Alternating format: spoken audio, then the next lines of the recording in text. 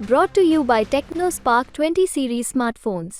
Bharatiya Janata party તરફથી ગુજરાતની 26 લોકસભા બેઠકમાંથી 22 ઉપર ઉમેદવારોની જાહેરાત થઈ ચૂકી હતી, પરંતુ બરોડા અને સાબરકાંઠા આ બે લોકસભાની બેઠક ઉપરથી તમામ બંને ઉમેદવારોએ પોતે ચૂંટણી નહીં લડે તે પ્રકારની જાહેરાત કરી છે. આજ વિશે વધુ વાતચીત કરવા માટે આપણી સાથે ઈસુદાન ગઢવી આમ આદમી પાર્ટીના પ્રદેશ અધ્યક્ષ ઉપસ્થિત છે, તેમનાથી વાત કરીશું.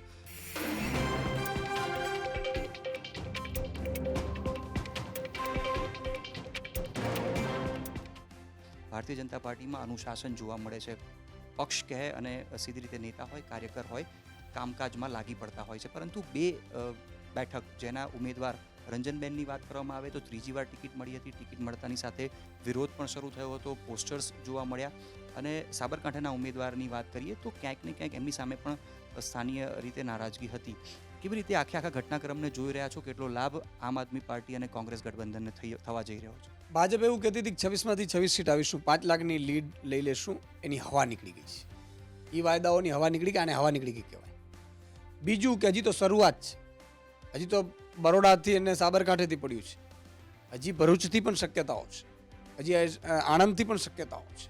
હજી બનાસકાંઠાથી પણ શક્યતાઓ છે. અને ભાજપમાં ઉકળતો ચરુ છે. તમે જોયું હશે 156 આવી પછી પણ શાંતિ ન બેસતા બીજાના પક્ષના ધારાસભ્યોને કામ કરવાની જગ્યાએ, પેપર ફોડવાનો બંધ કરવાની જગ્યાએ બીજાના ધારાસભ્ય ફોડતા હતા. હાલત શું થઈ? એમના સિટિંગ એમએલએ રાજીનામું આપ્યું, અંતરાત્માને જાગી. જે સ્વીકાર્યુંની વાત અલગ છે, પછી બે મંત્રીઓ અત્યારે ઠાંડો પાડી દીધો. અત્યારે તો ઈડી સીબીઆઈથી ડરે છે ભાજપના અહીંના નેતાઓ. ઈડી સીબીઆઈ કેન્દ્રમાંથી હટી એટલે અહીંયા 156માંથી 70થી 80 ધારાસભ્યોનો અંતરાત્મા રાતોરાત જાગશે. આ લખી લો. એટલે ભાજપમાં ઉકળતો ચરુ છે. બીજું કે 5 લાખની લીડ તો વાત અલગ છે, 26માંથી 26 નહીં લઈ જાય, મેં પહેલાં પણ કહ્યું છે. અને અત્યારે ભાજપની અંદરૂની હાલત ખૂબ ખરાબ છે. ખૂબ એટલે ખૂબ ખરાબ છે. એ પોતે નાગરિકો આ પોતે નથી પાછું ખેંચ્યું, ભાજપે ઉમેદવાર બદલવા પડ્યા છે.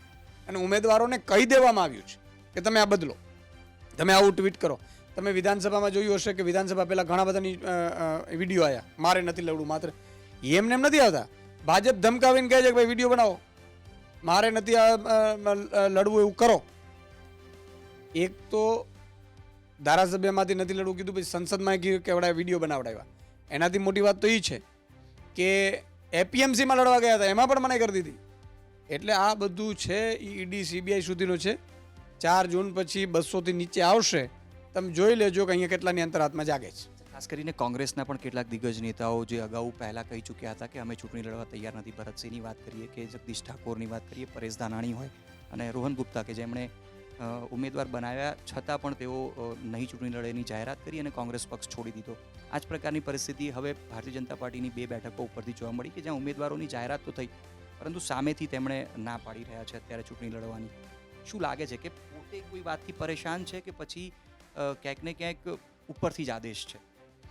ઉપરથી આદેશ છે, કોઈ પરેશાન પોતાને નથી. બીજું, એમને તો ખૂબ લડવું છે, પણ તમે જોયું હશે વિરોધ ખૂબ થયો છે, પત્રિકાઓ છે.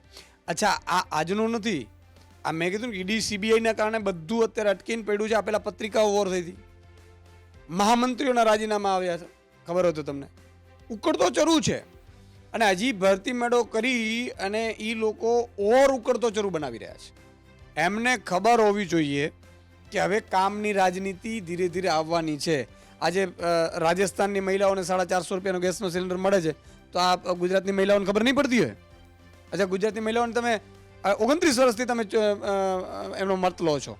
આજે મધ્યપ્રદેશની મહિલાઓ તમને અહીંયા જાતિથી સરકાર એવું ખબર પડી તો અહીંયા 1250થી 3000 રૂપિયા લાડલી યોજનામાં આપો છો, તો ગુજરાતની મહિલાઓએ શું ગુનો કર્યો છે? એટલે આ બધી વસ્તુ ખબર છે. ગુજરાતના ખેડૂતો હાલત જુઓ તમે. ગુજરાતના ખેડૂતોને પૂરતા ભાવ નથી મળતા, 2-3 કિલોમીટરની લાઈનોમાં ઊભવું પડે છે. ગુજરાતના ખેડૂતોને ખબર નથી.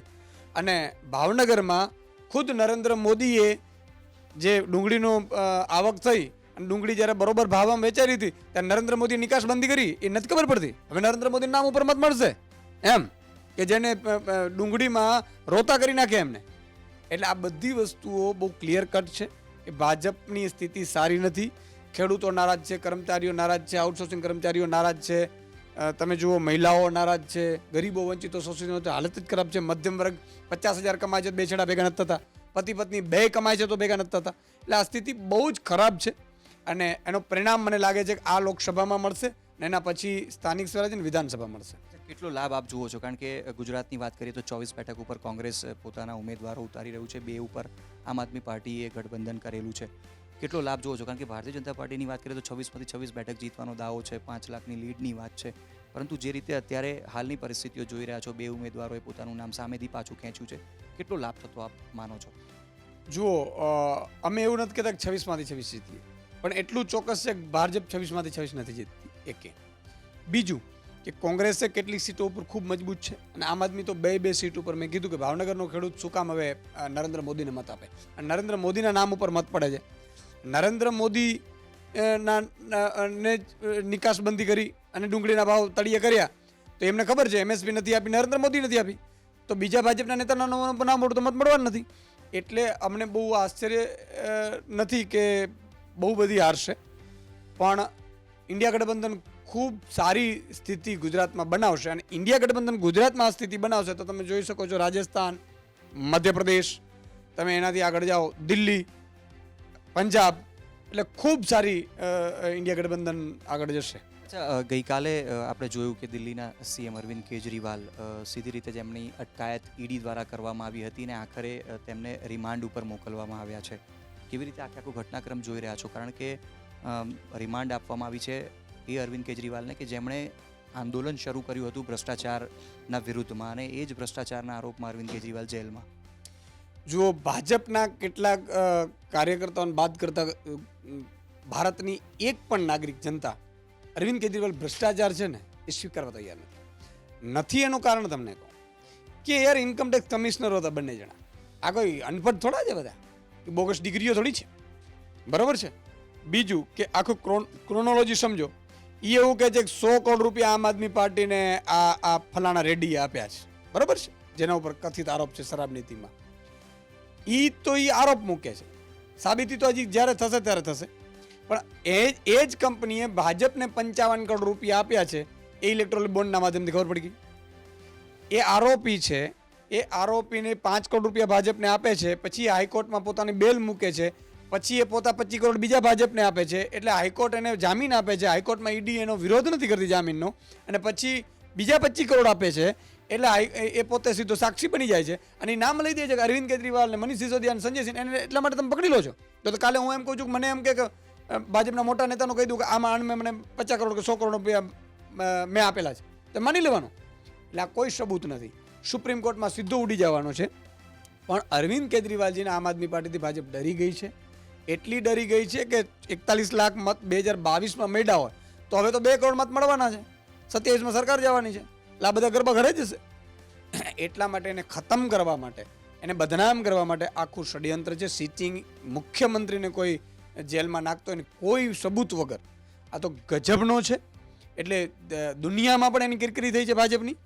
એટલે મને લાગે છે કે આનાથી આમ આદમીને તો ચોક્કસ ફાયદો થશે, આમ આદમી પાર્ટીને અને અરવિંદ કેજરીવાલને. અરવિંદ કેજરીવાલ હવે PM કેન્ડિડેટ સમકક્ષ બની રહ્યા છે. અરવિંદ કેજરીવાલની જે પ્રકારે ધરપકડ કરવામાં આવી છે અને તેમને રિમાન્ડ ઉપર મોકલવામાં આવ્યા છે, તેનાથી સીધી રીતે આગામી જે ચૂંટણી લોકસભાની છે તેમાં લાભ થશે તેવો દાવો આમ આદમી પાર્ટીના પ્રદેશ અધ્યક્ષ તરફથી કરવામાં આવી રહ્યો છે. સાથે જ જે 2 ઉમેદવાર ભારતીય જનતા પાર્ટીના છે, બરોડા અને સાબરકાંઠા, એમણે જે રીતે પોતે ઈચ્છા વ્યક્ત કરી છે ચૂંટણી નહીં લડવાની, તો તેમનું કહેવું છે કે ઉપરથી જ આદેશ છે જેનું તેઓ સીધી રીતે પાલન કરી રહ્યા છે. અમદાવાદથી કેમેરા પર્સન પ્રિતેશ રાવલ સાથે અતુલ તિવારી, ગુજરાત તક.